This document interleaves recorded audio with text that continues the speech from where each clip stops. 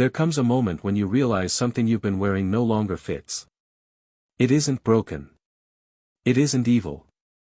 It just isn't yours. David knew that moment. Standing before Goliath, offered Saul's armor, tested, approved, respectable, David tried to walk in it. And he couldn't. Not because the armor was weak, but because it belonged to another man, another time, another way of fighting. So he took it off.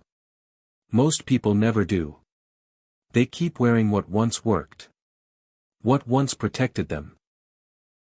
What once earned approval. And slowly, it begins to suffocate them. This book is for that moment, when strength starts to feel heavy, when obedience feels hollow, when survival costs more than it gives. This is the armor of Saul. The armor of Saul, Why Borrowed Strength Fails a Generation. Written by Steve Matuku. I didn't write this book because I had all the answers. I wrote it because I kept meeting people who were exhausted from carrying things they never chose. Young men trying to be strong in ways that no longer make sense. Leaders performing confidence while quietly unraveling. Believers faithful on the outside, fractured on the inside. They weren't rebelling. They weren't lazy. They weren't weak. They were armored. And armor, when worn too long, stops protecting and starts imprisoning. The tragedy is not that Saul's armor failed David. The tragedy is how many people never take theirs off. They confuse endurance with faith. They confuse silence with maturity. They confuse survival with calling. This book is not about rebellion. It is about discernment. Not about rejecting authority, tradition, or discipline, but about recognizing when something that once served you is now shrinking you. If you've ever felt strong but not free, faithful but not alive, responsible but not whole, this book is for you. Before we talk about what to take off, we have to understand why we keep wearing it. Armor is never chosen randomly. It is forged in pressure, fear, and expectation. Part 1 begins there. Not with David, but with Saul. Not with courage, but with fear. Not with freedom, but with the need to appear strong. Because until you understand how armor is formed, you will keep mistaking it for identity. Part 1, The Armor We Inherit. The clatter of bronze. The sound of armor still echoes. In Saul's tent it was the scrape of metal as he strapped his own breastplate onto David. It gleamed. It impressed. It crushed. David tried a few steps and then stopped. I cannot go in these. That scene is not history alone, it is inheritance. Every generation hears the clatter of bronze. Parents pass on their unfulfilled dreams. Leaders push old formulas onto fresh battles. Communities insist, this is how we've always done it. What looks like wisdom often feels like weight. The burden we call blessing. We rarely call it armor. We call it tradition. We call it protection. We call it stability. But under those noble names, it still suffocates. It still blinds. It still immobilizes. Armor is what you're told to wear to look strong, even when it makes you stumble. It is the fear of disappointing family. The shame of breaking cultural scripts. The pressure to fight with weapons that were never yours. Sometimes the greatest curse is not what the enemy shouts, but what those who love us strap onto our shoulders. Stripping before striking. This part of the book asks you to pause before the fight. To listen for the weight you are carrying. To name the armor that does not fit. To admit what you have been dragging into battles that require stones, not steel.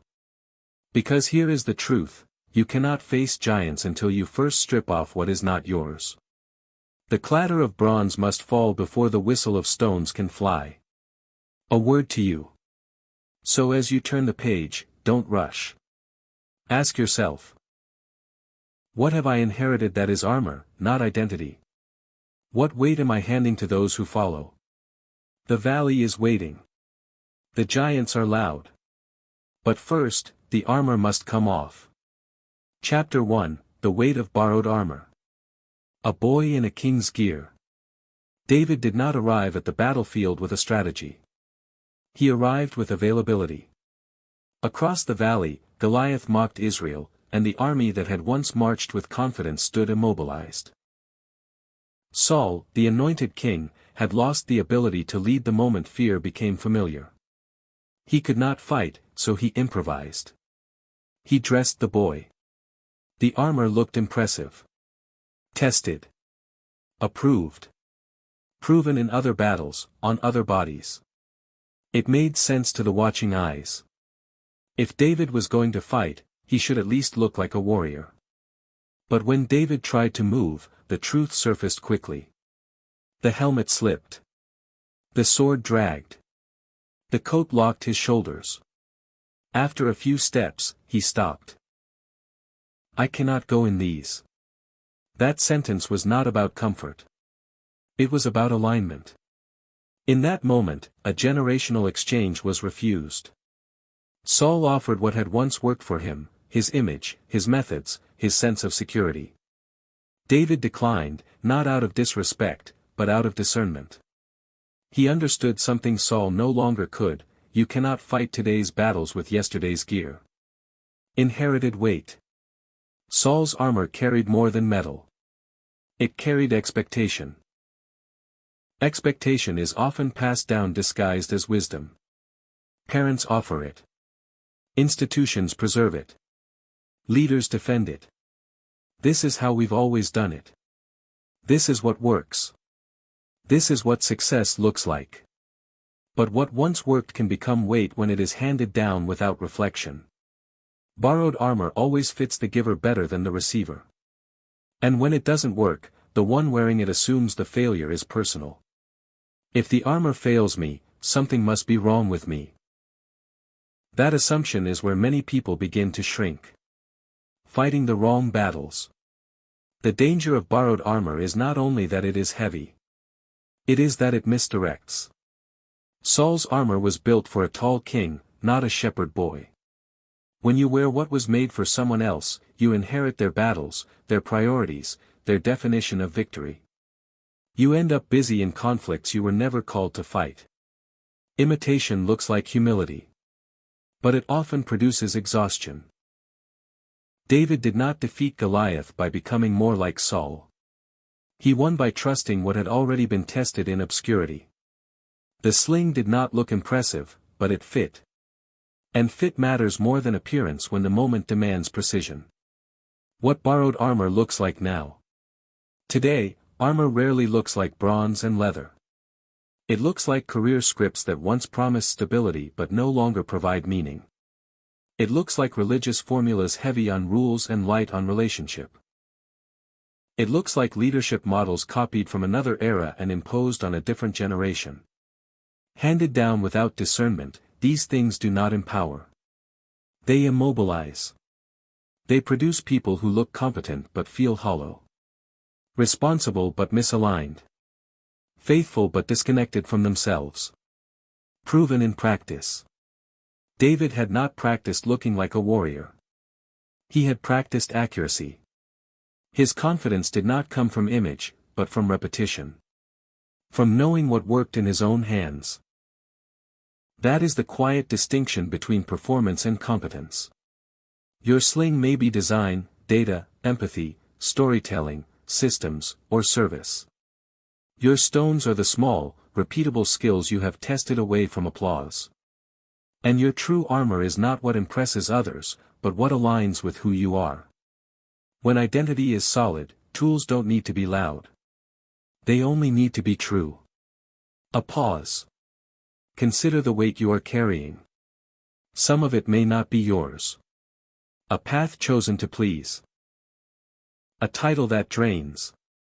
A pace set by someone else's fear. What would it look like to name that armor, and set it down? What has God already placed in your hand that you've been overlooking because it didn't look impressive enough? Closing declaration. You cannot fight in what does not fit. Giants fall when you fight with what is truly yours. Chapter 2, When Insecurity Dresses Us. The weight of fear we never chose. Saul looked like a king. Inside, he was afraid. His reign had become a negotiation with insecurity, fear of enemies, fear of rejection, fear of losing relevance. By the time David stepped forward to fight Goliath, Saul no longer trusted courage. So he offered armor. It looked generous. It sounded wise. It felt responsible. But the armor was not protection. It was projection. Saul dressed David not with strength, but with his own fear. Fear that disguises itself as care. Insecurity rarely announces itself honestly. It hides beneath language that sounds reasonable: concern, wisdom, experience, protection. I just want you to be safe. I've seen how this goes. Trust me. I know better. But fear, when unexamined, always tries to reproduce itself. A parent who never healed from failure teaches caution instead of courage.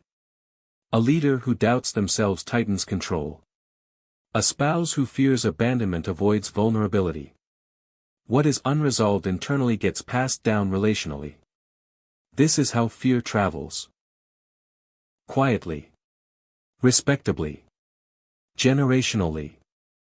Borrowed fear and bent identity. The tragedy of inherited insecurity is not only that it weighs people down. It reshapes how they see themselves. A son raised inside his father's fear learns to associate risk with rebellion. A daughter clothed in her mother's shame mistakes silence for safety. Teams led by anxious managers confuse compliance with excellence. Insecurity produces performers, not sons. Imposters, not originals. People spend years trying to live up to expectations that were never meant for them, fighting battles they never chose, and calling it responsibility. Modern echoes. A man in Accra followed a path chosen entirely by his father's past failure. Safe. Predictable. Suffocating. Years later, he realized he had been living inside a fear that was never his own. A team lead in Johannesburg controlled every detail, terrified of being exposed as inadequate. Her insecurity drained creativity until she confronted it. When she did, the atmosphere changed.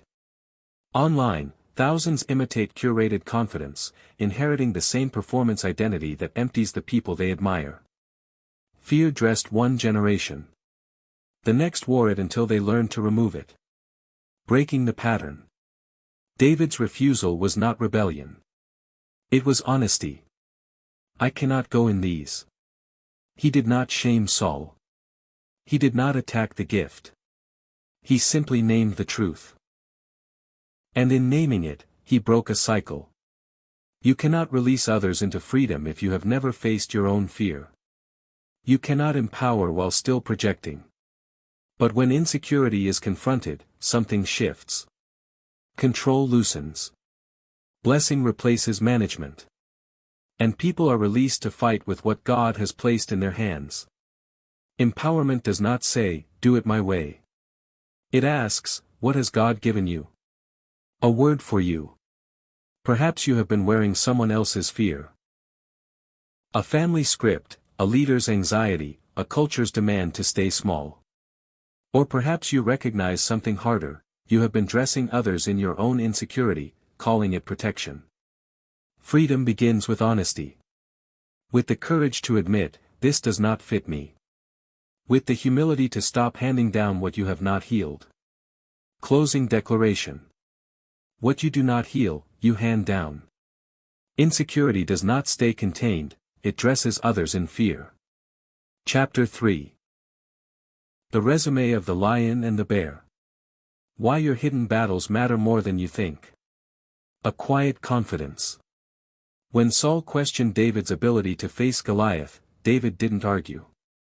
He didn't posture or exaggerate. He simply recalled the resume that nobody else had seen: your servant has killed both the lion and the bear. It wasn't bravado. It was quiet confidence born from battles fought in silence. Long before the valley echoed with Goliath's taunts, David had stood alone in open fields, wrestling predators to protect his sheep. Nobody applauded. Nobody recorded it. Yet those hidden struggles built a courage that no giant could intimidate. The power of hidden battles. Most of us underestimate the significance of the fights no one notices. They feel small, private, even irrelevant. But hidden battles shape us more than public ones. For David, killing a lion in the wilderness was not just about saving sheep. It was about discovering his own strength, his own accuracy, his own God-given courage. When the bear came, he didn't panic, he relied on what he had already proven. By the time he stood before Saul, he wasn't drawing from theory. He was drawing from muscle memory. Hidden victories don't make headlines, but they build the kind of resilience that can't be faked. The psychology of mastery. Psychologists call this competence building. Confidence is rarely conjured out of thin air, it grows out of practice and repetition. When you've faced smaller battles and survived, your brain records the win. Each time, you learn, I can do hard things.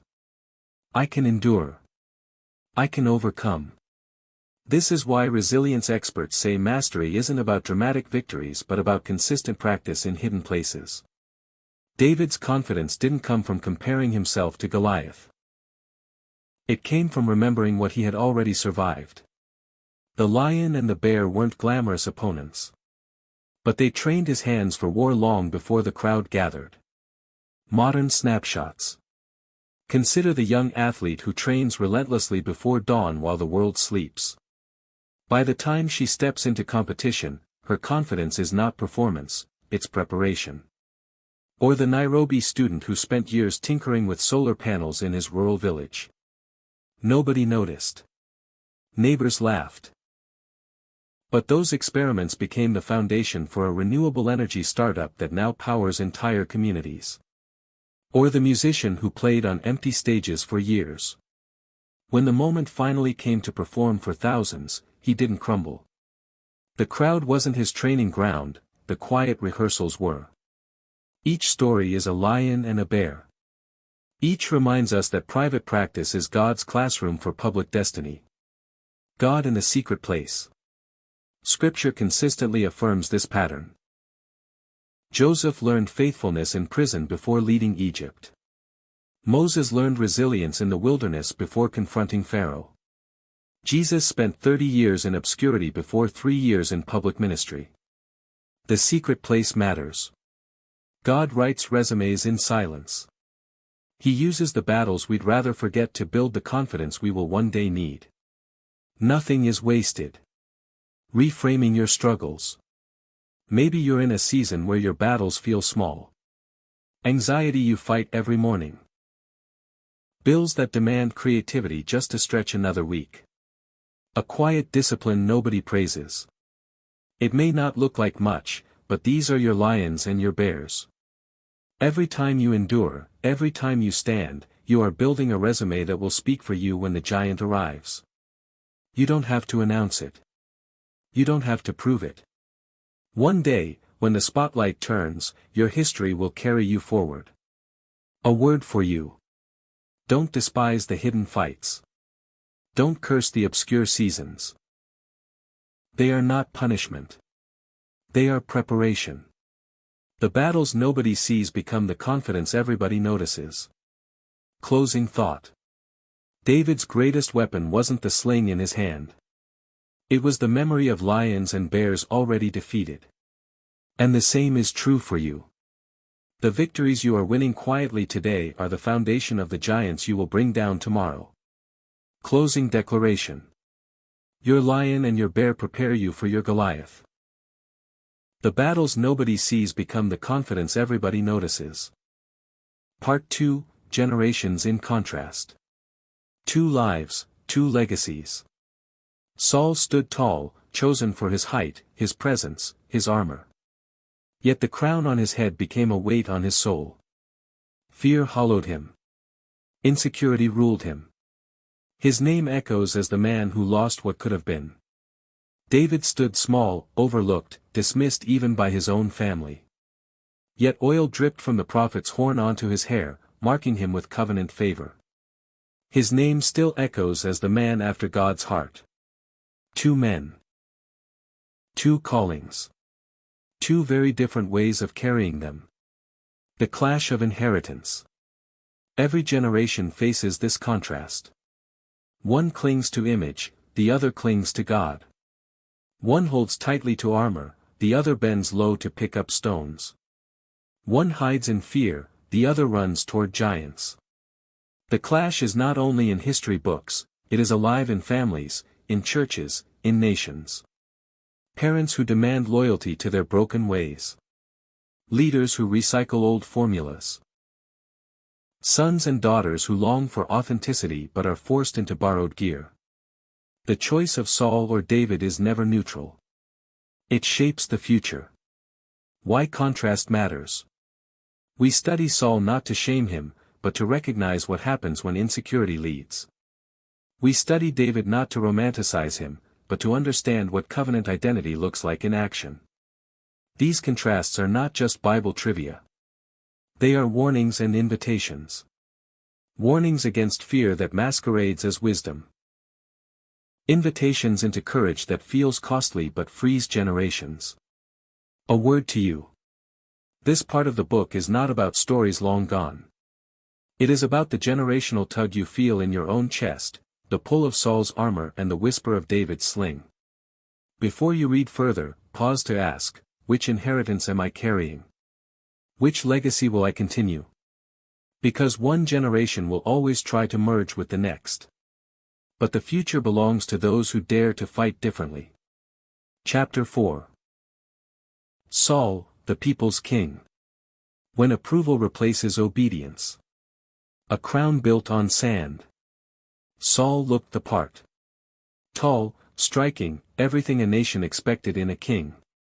But beneath the crown was a man whose throne rested on the shifting ground of public opinion. His rise was not born from God's choice but from Israel's demand, give us a king like the other nations. Saul was the people's king, and the people became his master. The cracks showed when Samuel confronted him after the battle with the Amalekites. God had commanded Saul to destroy everything. Instead, Saul spared King Agag and kept the best of the plunder. When questioned, he excused himself with a confession that revealed his true weakness: I was afraid of the men, so I gave in to them. That single line was the story of Saul's life. He could conquer armies but not opinions. The trap of people-pleasing. Saul's undoing was not a lack of opportunity or strength. It was a fragile soul addicted to approval. Every decision bent toward applause. Every hesitation bowed to pressure. When David returned from battle and the women sang, Saul has slain his thousands, and David his tens of thousands, the sound shattered him. Praise meant survival, comparison meant death. What should have been a celebration turned into the seat of jealousy, suspicion, and eventual collapse. People-pleasing always does this. It begins as the desire to be liked but ends as the fear of being forgotten. The psychology of approval. Psychologists call this imposter syndrome, the sense that your crown doesn't truly belong to you, so you must constantly perform to keep it. The insecure leader fears being unmasked, so he builds his identity on applause. The problem is that applause is never enough. What filled Saul one day emptied him the next. Fear of people consumed him because he had no anchor deeper than their approval. When leadership rests on likes, polls, or claps, it breeds burnout, comparison, and paranoia. You cannot obey God fully when you are ruled by people's expectations. Modern parallels. We see Saul's reflection everywhere. In politics, leaders govern by polls instead of principles. In families, children are steered into careers not out of passion but out of prestige. In churches, pastors copy formulas that once worked, terrified of losing members. On social media, young people curate images of confidence while drowning in hidden doubt. It is the same confession on repeat: I was afraid of the people, so I gave in. A daughter's burden.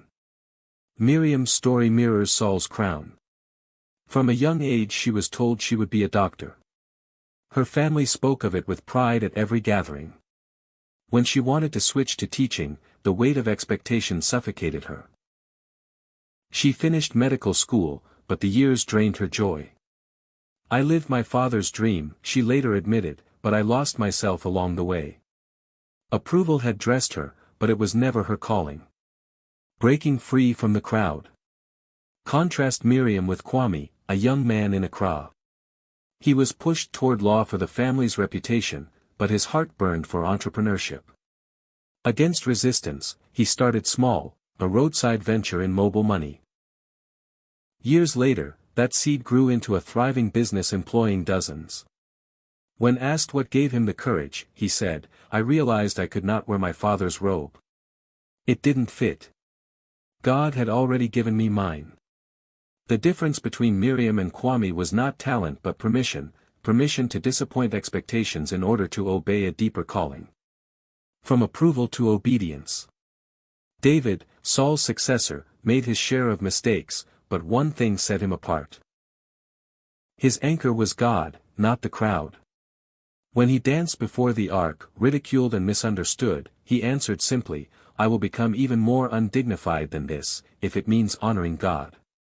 David's throne rested not on people's approval but on God's presence. The lesson is clear. Approval is a weak foundation for destiny. If popularity crowns you, fear will dethrone you.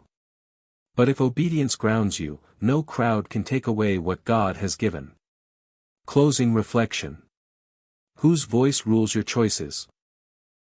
The applause of the crowd, or the whisper of God? Have you built your identity on likes, grades, promotions, or family pride? If so, you are carrying Saul's crown, impressive to the eye, fragile to the soul. But if you dare to live anchored in obedience, you'll discover what Saul never did: freedom from the crowd, and courage for the calling. Closing declaration. When popularity crowns you, fear will dethrone you. Approval is a weak foundation for destiny. Chapter 5, David, the Shepherd Boy. Chosen in obscurity.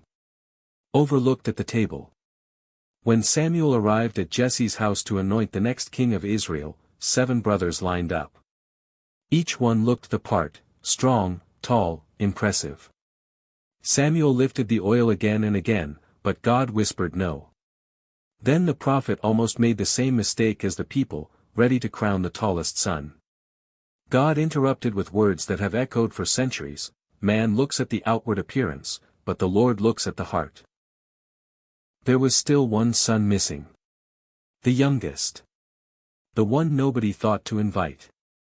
David was left in the fields, tending sheep while history was unfolding at home. He wasn't forgotten by God, though.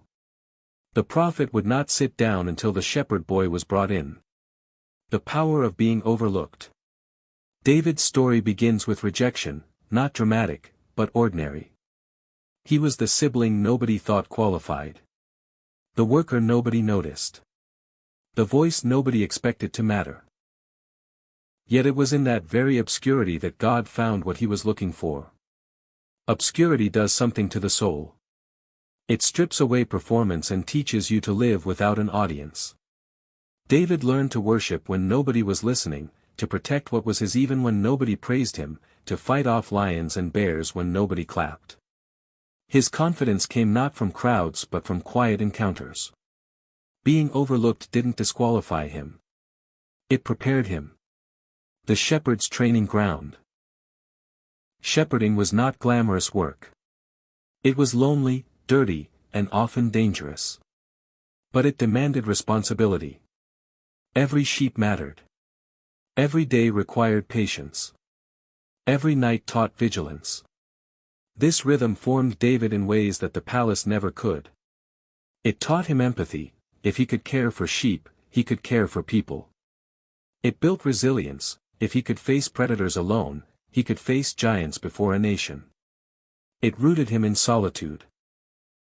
If he could sing psalms under the stars, he could lead worship before crowds. The pasture was not punishment. It was preparation. The psychology of obscurity.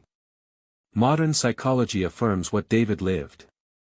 Times of obscurity build what experts call intrinsic identity, a sense of self that isn't tied to applause. People who learn resilience in hidden seasons often thrive under pressure later, because they are anchored in something deeper than public approval. Rejection, too, can shape us. Being overlooked can either fracture identity or forge it. For David, it forged it. His self-worth didn't come from being Jesse's favorite or Israel's first choice. It came from being seen by God in secret. Modern snapshots. In many African families, the last-born is often overlooked when it comes to inheritance or decision-making. Yet countless stories show that the one pushed aside often carries the fresh vision that reshapes the family's future. Think of the young Nairobi graduate who couldn't get a formal job and started repairing phones on a street corner. What began as obscurity grew into a thriving business, employing others and rewriting his story. Or the musician who spent years uploading songs to platforms with almost no listeners. In time, the discipline of creating in obscurity built a catalog that one day caught fire. What was unseen became the foundation for what the world finally noticed. Obscurity is never wasted when it becomes training ground. Reframing obscurity. Many of us fight seasons of being unseen. We crave visibility, promotion, affirmation. But David's story reframes obscurity as the very place where calling is shaped. God often hides his greatest works in plain sight until the time is right. If you are in a field nobody values, caring for work nobody notices, carrying responsibilities nobody praises, you are not forgotten. You are being formed. And when the moment comes, what you learned in secret will sustain you in public. Closing reflection. Obscurity is not punishment, it is preparation. God chooses in secret before he reveals in public. Just as Samuel refused to sit until David was brought in, so destiny will not move forward until the one God has chosen takes their place. Closing declaration. Being overlooked does not mean being forgotten. Obscurity is where God prepares hearts for destiny. Chapter 6. Why the two could never merge. When love and loyalty cannot rewrite destiny. Robes at David's feet. Jonathan loved David with a loyalty that outlived fear. When the young shepherd boy stepped into his father's court, Jonathan recognized something divine in him. In a moment that still startles the imagination, he stripped off his royal robe, handed over his sword, and laid his bow at David's feet. It was an act of covenant, a surrender of claim. Jonathan, the crown prince, gave away the symbols of his own inheritance. It was beautiful. It was selfless. It was costly. But it could not change the future. Love and loyalty were not enough to merge what God had already separated. Jonathan remained Saul's son, tied to a throne already rejected. David remained God's chosen, destined for a crown that could never be shared. Merab, the political bridge. Saul tried another way.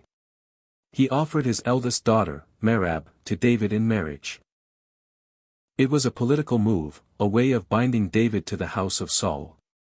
But David refused the honor, seeing himself as unworthy. In time, Merab was married off to someone else. The merger attempt failed. Merab's offer shows us something important: human arrangements cannot rewrite divine rejection. No alliance, no marriage, no contract can stitch together destinies that God has already pulled apart. Michal, the broken love. If Jonathan's loyalty was selfless and Merab's betrothal political, Michal's story was emotional. She genuinely loved David, and David responded with a bold, defiant devotion of his own, meeting Saul's cruel bride price not with the demanded 100 Philistine foreskins, but with 200, as though to prove that his love and courage could not be measured in halves. Their marriage began with passion and risk. Michal even endangered her own life to save David from Saul's spear. Yet their union was destined for fracture. Politics tore them apart, and resentment kept them apart. When Michal later mocked David's worship, her bitterness revealed a deeper truth: love alone cannot sustain what God has not ordained. Their marriage was never the covenantal anchor David needed, it was another painful reminder that Saul's house and David's crown could not fuse. The people's throne versus God's crown. Through Jonathan's covenant, Merab's offer, and Michal's love, Saul's house stretched out 3 times to merge with David's future. Each time, the attempt failed. Jonathan died at his father's side. Merab's hand went elsewhere. Michal's love soured into distance. It was never about romance, politics, or loyalty. It was about destiny. Saul's throne had been rejected, David's crown had been promised. And when God draws that line, no human tie can cross it. The psychology of false mergers. Why do we still try to force what God has ended? Psychology gives us part of the answer. Loyalty binds us. Like Jonathan, we cling to people we love, even when their paths lead to ruin. Obligation blinds us. Like Merab, we say yes to arrangements that look honorable but are empty of God's life. Affection deceives us. Like Michal, we imagine that love alone can sustain what calling and covenant cannot. But loyalty without destiny, obligation without blessing, and love without alignment all collapse under the same weight, God's refusal to merge what he has rejected with what he has chosen. Modern snapshots. In many African families, children are forced into inherited businesses or political dynasties. The logic is loyalty, keep the family name alive. But the result is often frustration and fracture, because loyalty alone cannot sustain a destiny not designed for you. In the corporate world, mergers often collapse because cultures clash. 2 companies may sign papers, but if the DNA is incompatible, no amount of branding can make them one. The same is true of families, churches, even friendships. And in relationships, how often do people cling to loves that drain them, convinced affection will fix what misalignment has already doomed? Michal's bitterness is still alive today, in homes where love tried to do the work of covenant. Breaking the illusion. David shows us the courage to accept separation. He honored Jonathan, respected Saul, and loved Michal, but he never surrendered his God-given identity to merge with what could not last. This is where freedom lies, recognizing that not every bond is meant to hold. Not every inheritance is meant to continue. Not every merger is blessed, no matter how noble it looks. Some lines must end so others can begin. Closing reflection. Jonathan's loyalty could not override his father's rejection. Merab's hand could not secure a political bond. Michal's love could not create covenant where God had not written it. Together they remind us that destiny is not stitched by human affection, loyalty, or tradition. It is anchored in God's choice.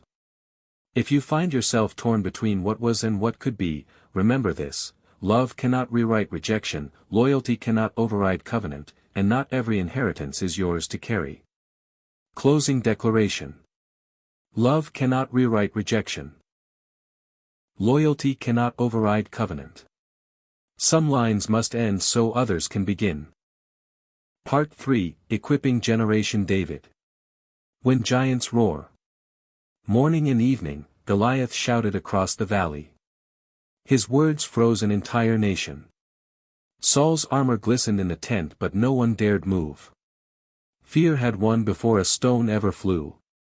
But then came David, young, untrained by military standards, yet unshaken by the roar. He stripped off the weight, reached into the stream, and armed himself with what was his. Where others saw only an enemy too large to fight, David saw a target too big to miss. The giants of today. This generation faces giants just as loud, though their armor is digital and invisible. Anxiety, depression, comparison, loneliness, cultural hostility. Giants that roar through phones, classrooms, workplaces, and inner battles. Giants that mock faith and magnify fear. The temptation is always the same: strap on armor that doesn't fit. Outdated formulas, religious performance, cultural masks. But what God is raising in this hour are Davids who fight differently. Stones, not steel. Equipping Generation David is not about passing down swords that shine but fail. It is about teaching how to use what's already in their hands: creativity, courage, authenticity, covenant identity. It is about reminding them that small tools, tested in quiet places, can bring down loud giants. It is about blessing their difference instead of resenting it. A word to you. This part of the book will name the giants, expose the lies, and show how covenant confidence equips better than any borrowed armor. As you turn the page, hear the question echo: what is in your hand? The answer may look ordinary. But in covenant hands, it is enough. Chapter 7, The Giants of Gen Z and Alpha. Facing modern battles without old armor. Roars across the valley. Every morning and evening, Goliath shouted across the valley. His voice carried farther than his spear. Israel's soldiers heard him and froze. His roar paralyzed them before his sword ever touched them. Giants always know the power of intimidation. Our generation's giants roar differently. They don't stand on battlefields in bronze helmets, they whisper through screens, classrooms, workplaces, and even the quiet of our own thoughts. Their weapons are not spears but comparisons, expectations, and fears. And like Israel, many stand frozen. Naming today's giants. For Gen Z and Alpha, the giants look less like 9-foot warriors and more like invisible shadows that press daily. Anxiety and depression are constant companions, often fed by the endless scroll of digital perfection. Identity confusion leaves many asking who they are in a world that tells them they can be anything, and nothing at once. Digital addiction trains the brain to crave dopamine hits while starving it of real connection. Loneliness thrives even in crowded online spaces. And cultural hostility mocks those who dare to hold faith in a skeptical world. These giants are real. They roar loudly. And they are leaving a generation trembling on the sidelines. Why old armor won't work. When Saul offered David his armor, it seemed logical. But David knew he could not win today's battle with yesterday's tools. That same mistake repeats today. We hand the next generation formulas that no longer fit: just work harder, just follow tradition, just ignore your feelings. These were Saul's helmets and swords, heavy, outdated, and untested in their hands. They don't work against digital giants or mental battles. If we force them, we don't empower our young, we immobilize them. The psychology of giants. Modern giants win in the mind long before the fight begins. Fear conditioning teaches us to expect defeat. Comparison creates shame that whispers, "You're never enough." Dopamine loops from apps and games condition brains for short-term highs and long-term emptiness. These battles leave scars invisible to parents and leaders but heavy on the hearts of young people. This is why so many feel exhausted without ever lifting a sword. Their giants shout daily, and they have been handed armor that doesn't fit. Modern snapshots. In Nairobi, Akeem spends hours scrolling influencers' lives. Their perfection makes her own feel small. Anxiety builds until she avoids real conversations, convinced she is failing in every area. In Berlin, Lucas is crushed under academic pressure. Escape comes through late-night gaming marathons. For a while, the screen numbs him, but when the lights go out, the loneliness only grows. In Lagos, a youth pastor realized his recycled programs left his teens disengaged. Phones lit up during sermons, worship felt hollow. One day he stopped copying old methods and asked, "What stones are already in your hands?" The teens spoke: music, short films, community service. That week, the ministry changed. The roar of irrelevance quieted when authenticity entered the room. David's posture. David's confidence was not rooted in armor or comparison. He looked at Goliath and saw him differently. "You come to me with sword and spear, but I come to you in the name of the Lord." Perspective changed everything. Goliath was not measured against David's size but against God's power. That covenant confidence silenced the roar before the stone ever flew. This is what Gen Z and Alpha need: not borrowed armor, not heavy formulas, but the reminder that they already carry a sling and stones proven in their own hands. Facing the giants today. Your giant may not be a Philistine warrior, but the principle is the same. Name it. Don't pretend it isn't there. Anxiety, comparison, shame, loneliness, call them out. Then remember what you carry. Your sling may be creativity, resilience, faith, community, or skills God has been shaping quietly. Your stone is not spectacular, but it is proven. And when wielded with covenant confidence, it is enough. Closing reflection.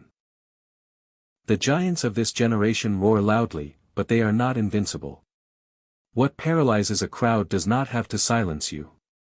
Just as David refused Saul's armor and faced Goliath with what was his, so this generation must learn to lay down borrowed formulas and fight with authentic confidence in God.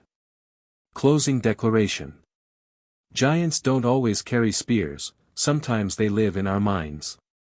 But covenant confidence still makes them fall. Chapter 8, Why Old Armor Won't Work. Recycled tactics and the weight of mismatch. Heavy steps in the wrong gear. David tried to move in Saul's armor. The helmet slid, the coat locked his shoulders, the sword dragged at his side. He stumbled, clanked, and finally stopped. I cannot go in these. That moment was more than discomfort. It was revelation. Armor that once fit Saul could never fit David. Yesterday's strategies, no matter how honored, could not serve today's battle. Old armor may carry history, but it cannot guarantee victory. The weight of recycled tactics. Every generation inherits methods that once worked. They come with stories of past success, often polished until they shine like legend. Parents, leaders, and communities hold them up as the sure path forward. But armor designed for one body rarely fits another. What worked for one season often becomes weight in the next.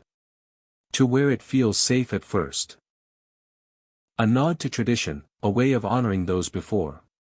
But soon it becomes immobilizing, stifling creativity and crushing identity. When security becomes a cage. Old armor is attractive because it feels secure. Saul's armor was proven, battle-tested, the symbol of a king. But security without alignment is a cage. It creates shame when you cannot carry it, burnout when you try, and imposter syndrome when you pretend. Psychologists describe this as role misfit. The energy it takes to imitate drains the very strength needed to innovate. You don't just feel tired, you feel false. Modern echoes. In Nairobi, a father pushed his son into medicine because it was the only sure path. The boy obeyed, dragging himself through years of study, but his heart burned for design. By the time he admitted it, he was exhausted, ashamed, and nearly broken. Medicine was Saul's armor, heavy, respected, but never his. In Europe, a corporate team kept recycling leadership models from the 1990s. PowerPoint stacked higher, meetings grew longer, but employees disengaged. The armor looked polished but belonged to another era. In churches across continents, youth groups limp under borrowed strategies. One leader recycled programs that had worked 20 years earlier. Games, songs, sermons, all designed for a world that no longer existed. The teens sat in silence, scrolling their phones, their hearts untouched. The armor clanked loudly but didn't fit their rhythm. The psychology of mismatch. When you fight in armor that doesn't fit, three things happen.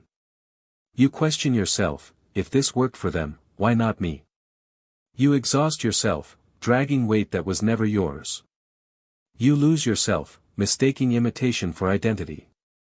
But the problem isn't weakness. It's mismatch. The armor isn't wrong, it's simply not yours. A case study, stuck in the 90s. One youth pastor kept insisting that his teenagers sing the same songs he sang in 1999. He brought back old programs with precision, certain they would revive his group. Attendance dropped. The more he forced the formula, the faster the kids checked out. Finally, he stopped forcing relevance and started listening. Instead of prescribing solutions, he asked questions. The shift wasn't loud, but it was lasting. Engagement returned, not because the program changed, but because ownership did. Finding what fits. David shows us that courage is not clinging to what worked for others, but trusting what God has placed in your hands. A sling and stones may look unimpressive beside a sword, but they are proven. They are yours. Every generation must decide, will we recycle old armor because it feels safe or release it to fight with what fits? Closing reflection. Old armor is not evil. It may even be honorable. But it is not always transferable. What brought victory in one season can cripple in another.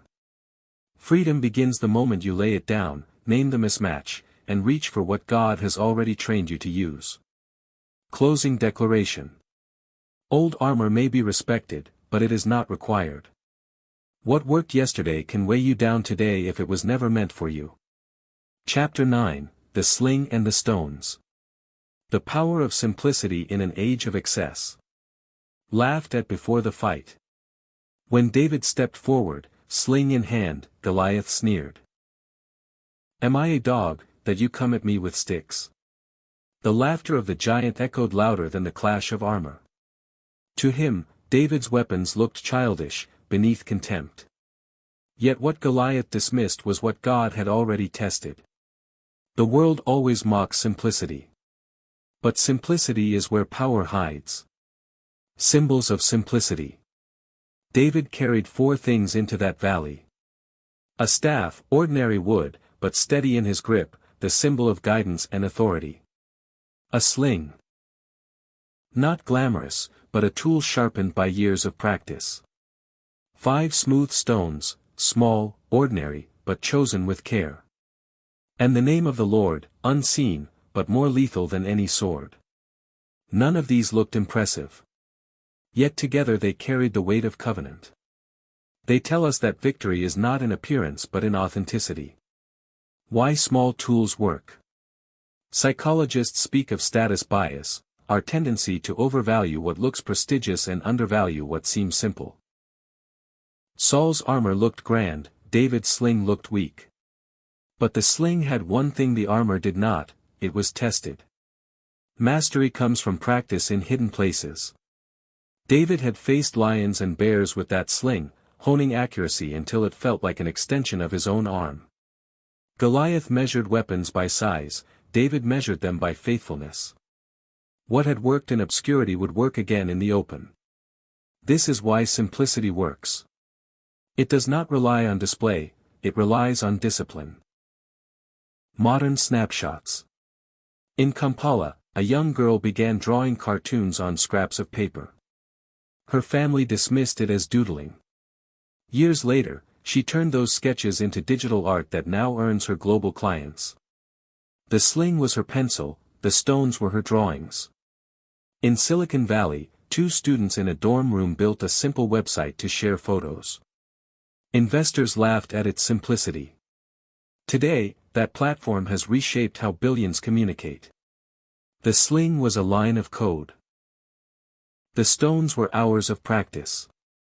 In Lagos, a group of teens took phones most people considered outdated and used them to film short dramas about life in their streets. Their raw videos went viral, sparking conversations about justice and dignity. Their sling was storytelling, their stones were authenticity. The lesson is the same, the world despises small tools until they bring down giants. What stones look like today? Your stones may not be rock and sling, but they are just as ordinary. And just as powerful when used with covenant confidence. A gift of empathy that disarms hostility. A talent for design that builds bridges between cultures. A steady faith that remains when others panic. These don't glitter like armor, but they bring giants down. The mistake is thinking you need something else, something flashier, something bigger. The truth is that you already carry enough. Anchored in the name. David's true weapon was not in his pouch but in his mouth. I come against you in the name of the Lord Almighty. The name of God was his anchor. The sling and stones were the means, covenant was the guarantee. In the same way, authenticity without God becomes self-help. But when ordinary gifts are offered in his name, they become extraordinary weapons. Giants fall not because the stones are sharp, but because the covenant is sure. Closing reflection. The world still laughs at slings. It still mocks simplicity. But history keeps proving that ordinary tools in covenant hands defeat loud giants. The challenge is not whether you have enough, it's whether you will trust what God has already placed in your hands. Closing declaration. Ordinary stones in covenant hands become extraordinary weapons. Don't despise the sling, it's what makes giants fall. Chapter 10, Strategy Beats Tactics. Mindset that outlasts methods. Seeing the battlefield differently. Goliath came with intimidation. Saul came with armor. Both depended on tactics, size, weapons, appearance. David stepped onto the same field but saw it differently. To him, Goliath was not an unconquerable giant but an uncircumcised Philistine defying the living God. Strategy shifted the frame. Where others measured muscle, David measured covenant. That was his edge. Tactics win moments, strategy wins futures. Tactics are the quick fixes, a sword swing here, a shield raised there. They may win a clash, but they rarely win a war. Strategy is bigger. It sees the long game, the higher purpose. Saul thought the answer was metal on David's shoulders. Goliath thought the answer was intimidation. Both burned their energy on appearances. David chose alignment, with God, with identity, with what he knew worked in his hands. This is why strategy beats tactics, it anchors victory not in reaction but in conviction. The psychology of strategy. Modern psychology tells us that people who live with vision are more resilient than those who live only for short-term wins. Tactics trigger dopamine hits, the rush of, "I did something." Strategy builds endurance, the steady strength to keep going when results don't come immediately. Tactics keep you busy. Strategy keeps you aligned. Tactics ask, what works now? Strategy asks, what will matter 10 years from now? David didn't just think about stones, he thought about stories. He knew this battle would be told for generations. He acted in a way that honored that future. Modern snapshots. In Kenyan politics, we often see leaders who thrive on slogans. They ride waves of short-term tactics, handouts, promises, noise. But within a few years, the cracks show. Then there are leaders who build with vision, investing in education, infrastructure, or technology. They may be slower to trend, but their strategy outlasts the slogans. In business, startups burn out chasing quick hacks for growth, flashy marketing, unsustainable debt, viral trends. Others choose patient, values-driven building. They focus on solving real problems, even if slower. 10 years later, one is gone, the other thrives. And in personal life, students sometimes chase grades like trophies. But another student asks, what kind of person am I becoming? Years later, one carries paper, the other carries character. For Gen Z and Alpha. This generation is bombarded with tactics disguised as life advice: hack your way to success, go viral, chase shortcuts. The culture shouts, win now, figure it out later. But shortcuts cut deep. What you build fast may not last. David shows another way. Ask, what identity anchors me? What values shape me? What story do I want told when the fight is done? These questions create strategy. And strategy gives freedom. You don't have to copy what glitters or chase every trend.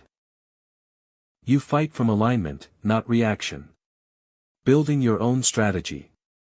If you want to live like David, don't just ask what works. Ask what matters. Don't just reach for the newest weapon. Ask what you've proven in your own hands. Don't just react to the loudest roar.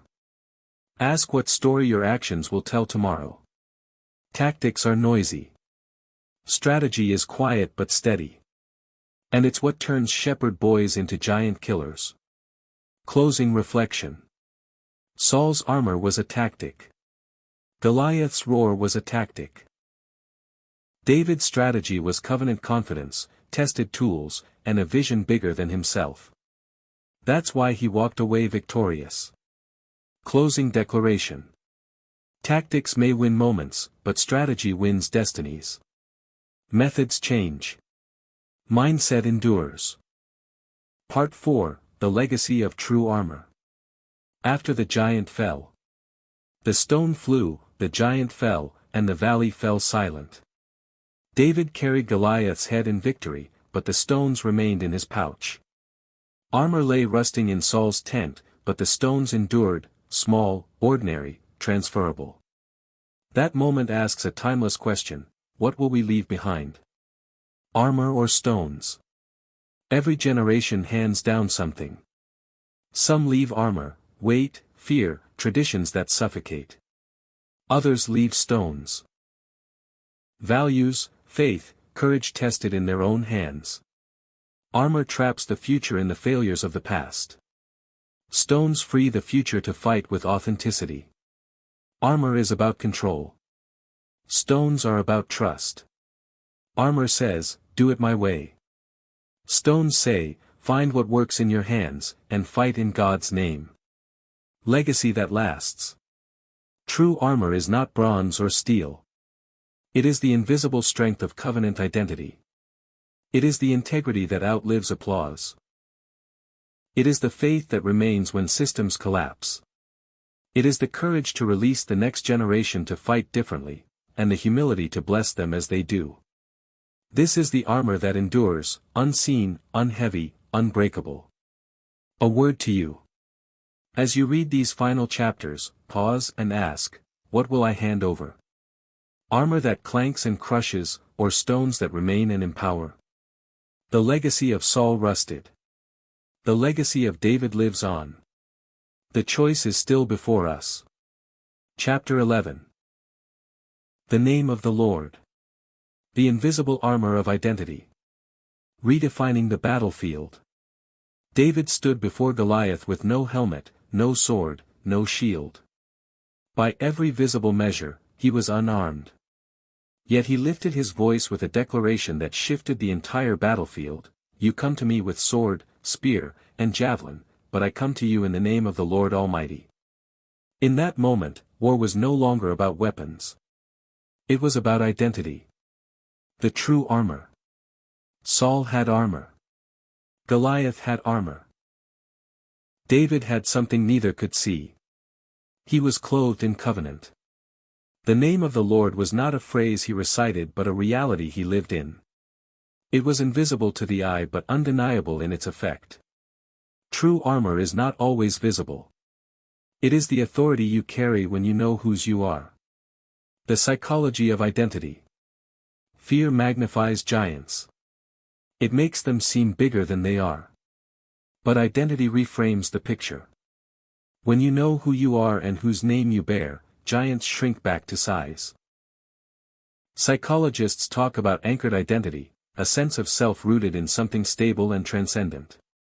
People who fight from anchored identity are less shaken by ridicule, failure, or intimidation. They don't need to match others' armor because they know what they already carry. David's confidence was not arrogance. It was anchored identity.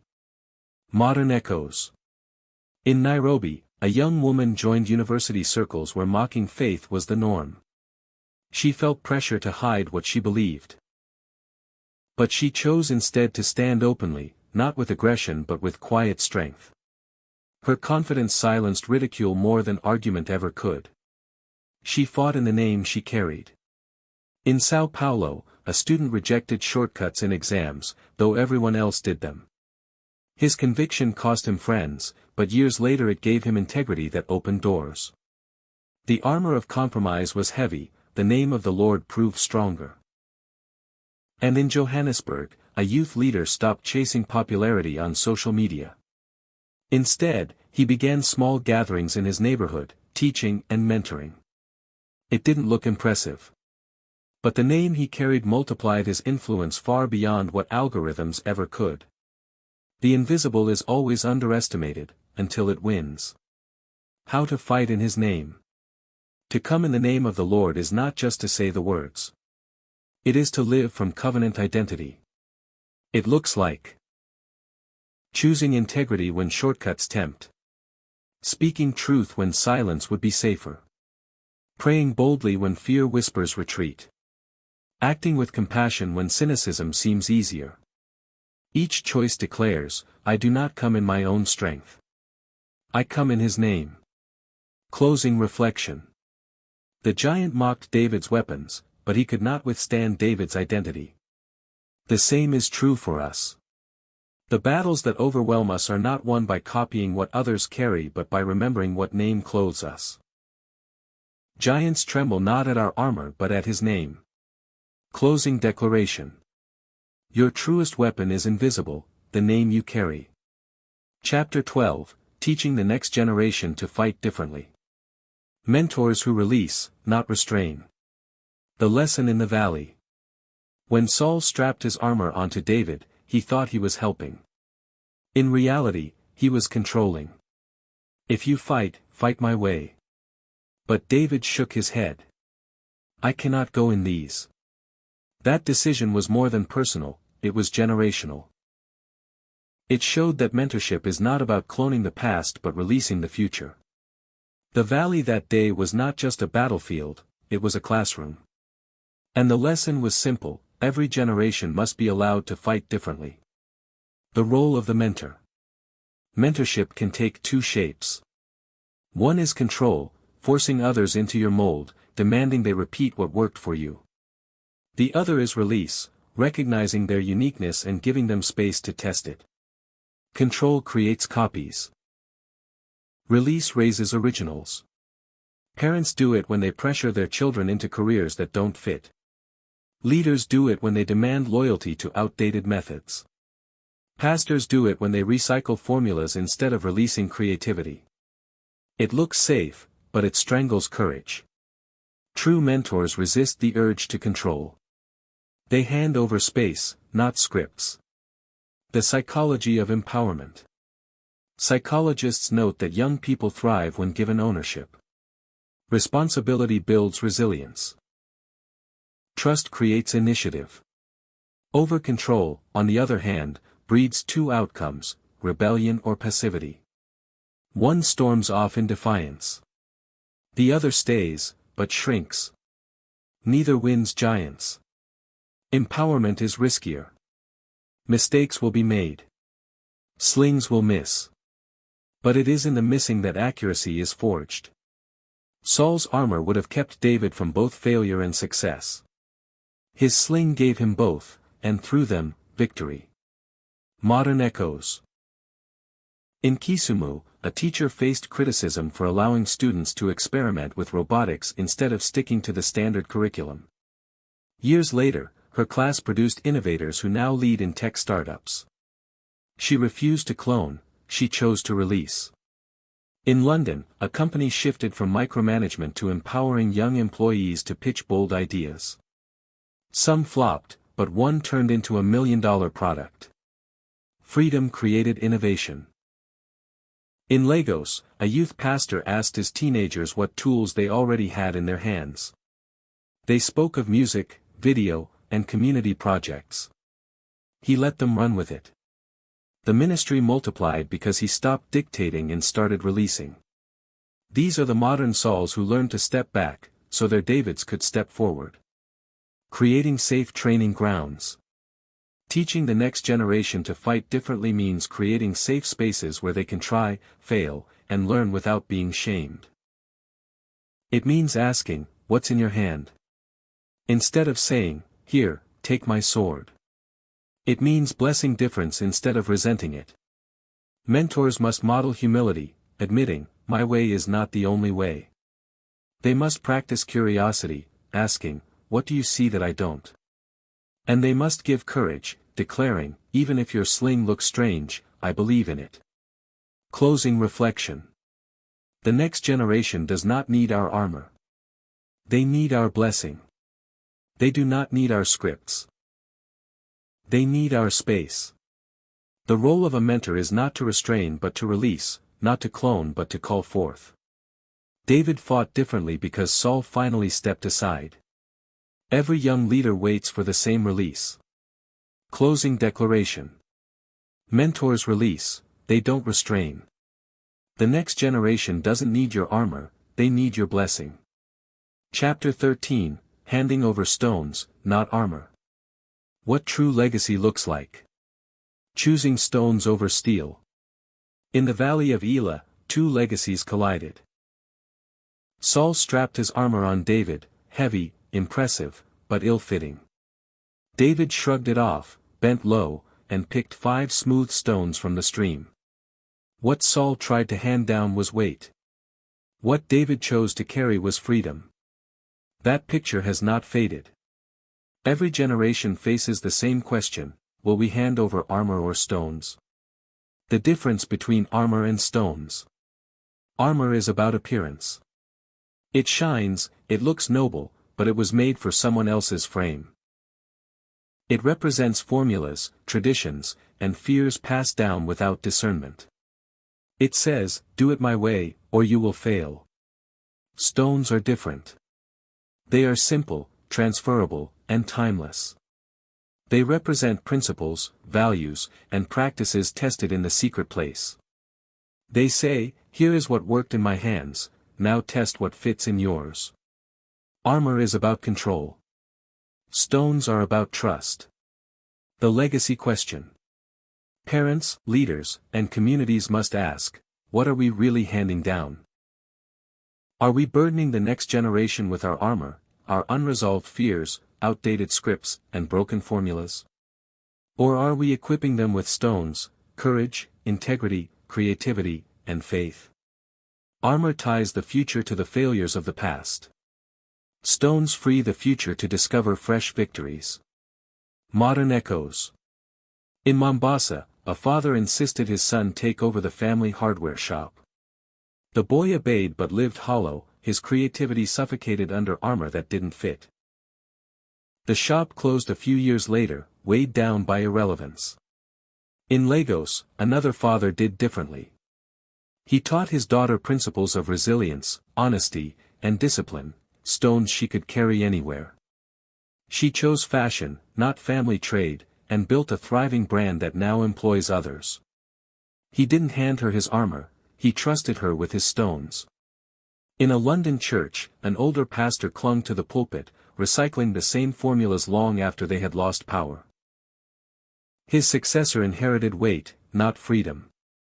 Across town, another pastor gathered young leaders, handed them the stones of prayer, humility, and boldness, and told them, don't copy me, carry God. His church multiplied, not because of his armor, but because of his trust. How to leave stones, not armor. 1. Name the stones, identify the values God has proven in your life: honesty, courage, prayer, resilience. Write them down. 2. Release the armor, admit what doesn't transfer. Formulas, methods, unresolved fears. Let them go. 3. Bless the different. When the next generation chooses paths you never walked, speak courage instead of shame. 4. Model trust, say with your life, you don't need to look like me. You need to walk with God. A manifesto for legacy. We will not strap armor onto the shoulders of the young. We will not pass down burdens disguised as blessings. We will not chain tomorrow to yesterday's failures. We will hand over stones. Stones of truth. Stones of courage. Stones of faith tested in quiet places. Stones that look ordinary but slay giants. Armor rusts. Stones remain. And in the hands of the next generation, they will fly farther than we ever imagined. Closing declaration. Armor rusts. Stones remain. True legacy is not control but trust. Conclusion. From armor to stones. The Valley Revisited. The image lingers. Saul's armor lies on the ground, heavy, shining, impressive, but abandoned. Across the valley, a boy steadies his hand, a sling whirring in rhythm, stones chosen carefully from a stream. The giant sneers, but the stone flies. History shifts. That day was never just about David and Goliath. It was about two ways of living. One weighed down by fear, performance, and borrowed methods. The other anchored in covenant, authenticity, and trust. The core message. This book has circled that one truth: old armor does not fit new battles. Saul represents the weight of insecurity, tradition without power, control that suffocates. David represents the freedom of fighting with what God has proven in your own hands. Armor is about appearance, stones are about authenticity. Armor copies, stones create. Armor rusts, stones remain. The generational call. Gen Z and Alpha, this is your valley. Your giants roar through culture, screens, politics, and even your own thoughts. The world will hand you armor. Outdated scripts, rigid expectations, heavy comparisons. But you are not called to stumble under what doesn't fit. You are called to choose stones. And not just for yourselves. The legacy you leave matters. The question is not only how you will fight, but what you will hand down. Will you strap your children and men into borrowed armor? Or will you release them with stones, values, courage, faith, and creativity tested in your own hands? Modern echoes. Around the world, the same choice repeats. Families insisting on old ways watch dreams collapse under the weight of armor. Others release their children with stones of resilience and integrity, and see them slay giants of poverty, corruption, and fear. Churches recycling outdated formulas limp under armor. Others empower young leaders with stones of authenticity, and movements are born. History is waiting for Davids who will refuse the armor, pick up their stones, and run forward. The Commission. So let this be your manifesto. We will not stumble in borrowed armor. We will not strap the next generation with weight we could not carry. We will not confuse performance with power. We will bend low to the stream. We will choose the stones God places in our hands. We will fight in His name, not in the image of those who failed before us. We will release stones, not armor, to those who come after us. This is how giants fall. This is how movements rise. Closing declaration. Armor belongs to the past. Stones belong to the future. And the sling is all